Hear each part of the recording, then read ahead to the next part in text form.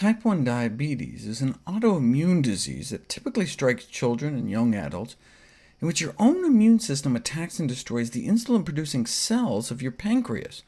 If untreated, it's deadly, but even with well-managed insulin replacement, it could cut a decade off your life.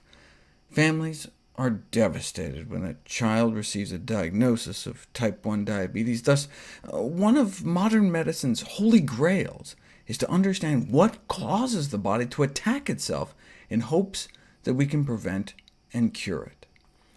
Genetic susceptibility plays an important role, but the concordance for type 1 diabetes is only about 50% among identical twins, meaning even if someone with the same DNA as you gets the disease, it's only about a 50% chance you'll get it too, meaning there must be external factors as well.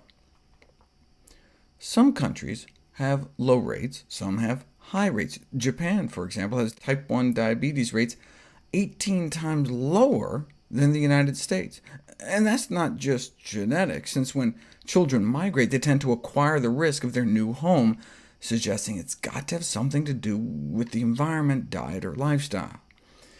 In fact, the incidence rates vary more than 350-fold around the world. Some countries have hundreds of times higher rates than others, and it's on the rise. Researchers looked at 37 populations from around the world, and the incidence is going up about 3% a year. In fact, I couldn't find a single population going the other direction, 3% higher every year. Our genes don't change that fast. Something is going on.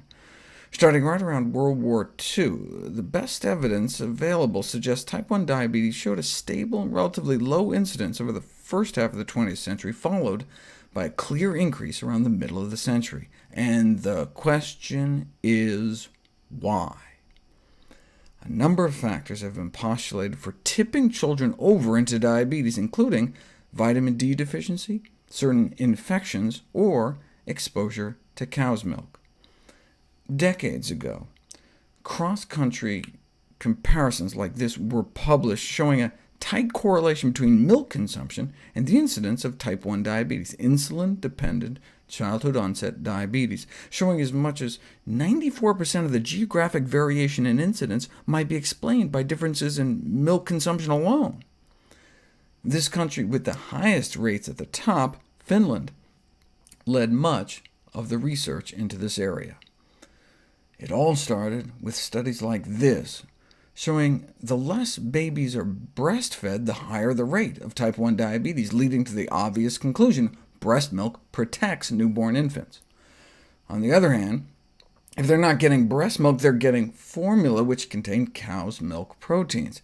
In the first few months of life, the gut is especially leaky to protein, so maybe as our immune system attacks the foreign cow proteins, our pancreas gets caught in the crossfire.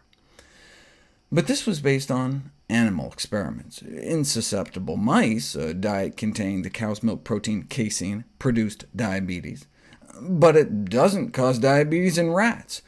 So are we more like mice or rats? Researchers drew blood from children with type 1 diabetes to see if they had elevated levels of antibodies that attack bovine proteins compared to controls. And every single one of the affected kids had elevated anti-bovine protein antibodies circulating in their blood, compared to much lower levels in the control subjects. OK, that seems pretty convincing. But what about Iceland? They drink more milk than Finland, yet have less than half the type 1 diabetes. We'll cover the Icelandic paradox next.